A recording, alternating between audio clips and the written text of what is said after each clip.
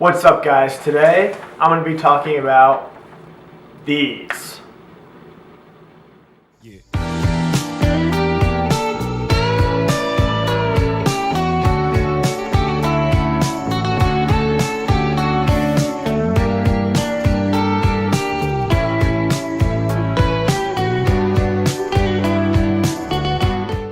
So I woke up this morning, went for a run, took a shower, ate food, brushed my teeth, and I was just sitting there and I wanted to make a video today, but I didn't really know what I was going to do. Then I was looking through my phone in the camera roll. I came across a cool time lapse that I took, and I thought, you know what? I want to make a video about time lapses because I take them all the time on my DSLR, on my phone, GoPro, and it's just something that I like to do. I know there's probably tons of videos out there talking about time lapses, how to take them. This is probably not very original, a video idea, but I'm gonna talk about how I take time lapses, what I do, and some techniques that you can do to make them look cooler, put them on your Instagram, whatever. Because I know there's probably a lot of things that you don't actually know about time lapses, and there's a lot of things that I actually don't know. But I'm just gonna tell you what I do know, maybe learn some things along the way, and it's gonna be great. So first of all, what even is a time lapse? A time lapse is basically just stop motion. How it works is you take a picture at an interval, like every 3 seconds, 2 seconds, 5 seconds, whatever, over a long period of time, like an hour or two, maybe many hours a day. And then you have a ton of pictures, put them into your editing software, and then play them back at a frame rate of 24, 30, normal video frame rate, most of the time 24 frames per second. And then it'll look like you're moving through time at a fast speed. That is how time lapses have been originally made. And to me now, I feel like there's 3 types of time lapses. The first being the classic time lapse that I described. You're on DSLR, you set the interval, and it's taking actual pictures every few seconds. The second type of time lapse that I think of would be a smartphone or GoPro time lapse, because on most smartphones nowadays and GoPros, there's like a time lapse setting that you can set it to and just hit it and then put your phone down and then come back to it 20 minutes, an hour later, and then you can play back this video file basically, and it will be sped up like a time lapse. So there's the original, taking pictures, second, smartphone, GoPro, where it does all that work for you pretty much. And then the third type of time lapse that I would consider, which is not really even a time lapse at all, is just setting your DSLR camera down, or any kind of camera, taking a video and then speeding up afterwards, which is kind of cheating because it's not really like a time lapse in the way that it's taking photos and whatnot. But who's to say what a real time lapse is or not? That's just a fast forward video, but if that's how you do it, that's how you do it. So first of all, we're going to talk about the first kind that I described, the original classic time lapse. So let's get into it. All right, so here I am in my backyard. I got my tripod. Neighbors are having a paintball war or something. So right now there's not really a whole lot going on in the sky. I mean, there's some clouds and stuff, but it's not like the sun's going down, it's evening or whatever. But we're gonna test it out, take a time lapse on the DSLR. So I'm gonna put it on the tripod. All right, so now that we have our camera oriented to the shot we're gonna take, you might wanna tighten up the tripod a little bit, make sure the camera is steady and it's not going anywhere, it's just looking at the shot, and consistency is key. So right now the camera's on autofocus. I'm gonna put that on manual. Make sure the other settings are probably in manual as well, because if it's in autofocus, and this has happened to me before where the sky's been covered by a big cloud and then the sun comes out and then the camera adjusts to that lighting, and then mid time lapse the lighting just goes through abrupt changes, and we don't want that. We want everything to be consistent, so make sure you're on manual, you have everything set to how you want it.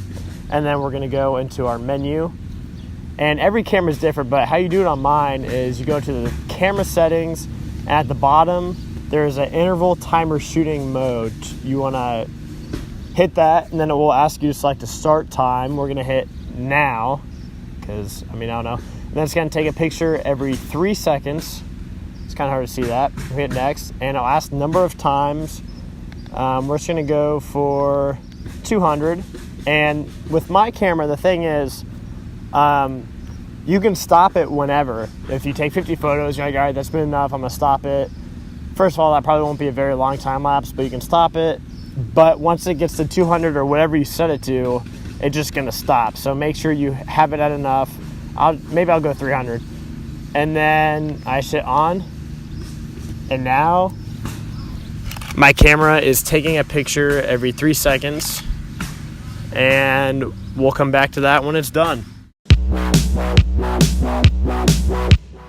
I got another tripod out. I'm gonna put my phone on it and try and get kind of the same shot of those clouds, whatever, compare it to the time lapse that takes. I probably should have started taking them at the same time. Tahoe, don't get in the way. But the clouds haven't really moved much, and I don't think it'll make that much of a difference. You want to set up the shot, and kind of like what we did with the camera, we don't want the exposure to change or lock on to anything else. We want it to be consistent. So I'm kind of gonna set it up right there because I don't have anything to actually connect the phone to the tripod. But once you set up your shot, you want to tap on the screen to get that little square up for the exposure. I don't know if you can see this.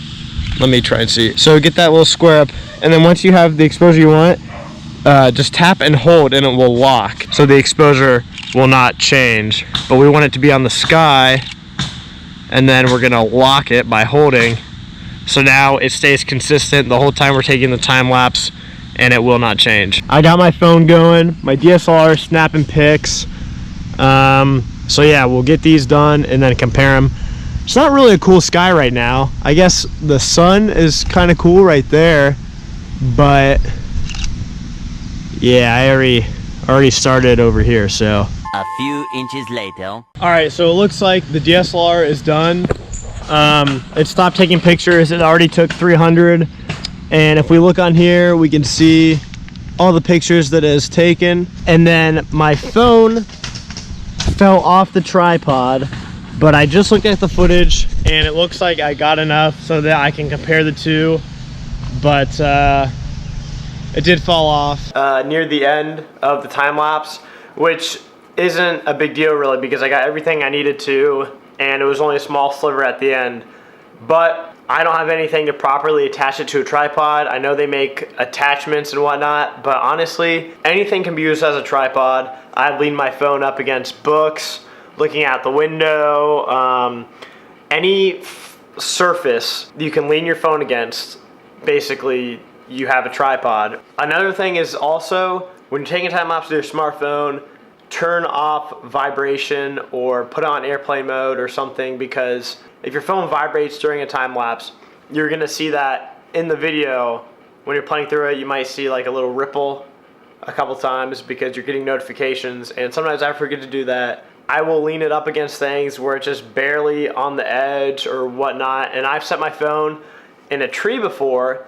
It was in between two branches, it seemed fine, but with the phone vibrated, I got a text, a couple notifications, and it fell, and the screen cracked. I ended up getting a real cool shot, so I didn't really care, but you just gotta be careful because you don't want your phone to break, but more importantly, you don't wanna ruin the shot. You gotta get the shot. So now that I have imported all 300 photos from my Nikon, to make it easier, I'm going to drag all of them into a folder that I've just created. I'm going to show you how you can turn them into a time lapse in FinalCut. One thing, make sure all these are arranged by the name because they are ordered. The camera ordered them in numerical order, and I just tried importing them, and for some reason they were not in order, and everything got messed up. I'm just going to select all of them and then drag them in. Alright, so I'm going to do 29.97 frames per second because that is what all the other videos and clips are in this video. So they come in, they're all selected. I'm just going to scale it up, frame it so it fits. Alright, so that's pretty good. And when they come in, everything's all selected, but you just want to hit Command A if they are not to make sure it's selected, and then we're going to hit Control D for duration. All right, and then we hit 2 and enter. And what that does is it changes the duration of each one of those images to 2 frames long. And honestly, that doesn't look too bad. So I'm gonna select them all. And then what I like to do, you could render this out and then put it in your video, but I usually will make a compound clip out of this. And then now it's just one clip. You don't have to worry about being a bunch of different photos. So yeah, there you have it. And then you can just Command R if you want to retime it, speed it up a little bit. All right, so that's how you do it in Final Cut. And now here's how you do it in Adobe Premiere. For Adobe Premiere, I'm going to create a new sequence. And I created a folder called Timelapse, and that's where I'm going to import all the pictures into. On Premiere, you can hit File, Import, and then select them all, but I'm just going to drag them in there so they go right into the folder. All right, I have them imported. I'm going to select the first one, and then scroll down, hit Shift, and select the last one, so we have them all here. And then hit Automate to Sequence. And now for the ordering, you hit selection order because we selected the first one and then selected the last one, so it'll go in that order. For method, we're just gonna do overwrite. It doesn't matter at all though because there's nothing in the sequence yet. So, but if you did have stuff, you could insert or overwrite it. And then frames per still. This is what really matters. When you first open it, it might be at like 99 frames. And we don't want that. We're going to have it just like we did in Final Cut. We're going to have it at 2 frames. So each still lasts 2 frames. And then if the transitions are selected, unselect those. And then everything seems fine. So we're going to hit OK. So it looks like they're in here. If we hit play, you can see it play back. But it is not fitting completely in the frame. So I'm going to hit Command A to select all of them. Right click. And then there should be an option, scale to frame size. There we go. So that fits better, and we can see that they play back. And Premiere does not really run that well on my computer, so it's a little laggy. But as you can see, we got that all figured out. All right, so that's basically how you create a time lapse from still images in Final Cut and in Premiere. That was pretty brief though, so I will link more in-depth tutorials to both of those in the description below, so you can check those out. So I got the time lapse from the camera taking images, but I also took a video on the camera and I did the time lapse mode on my iPhone. So here is the first time lapse from still images.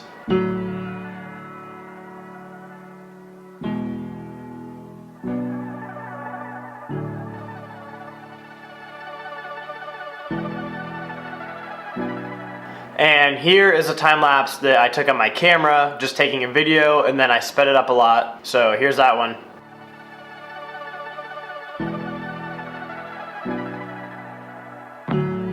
You shouldn't hang on to the way you used to feel about me,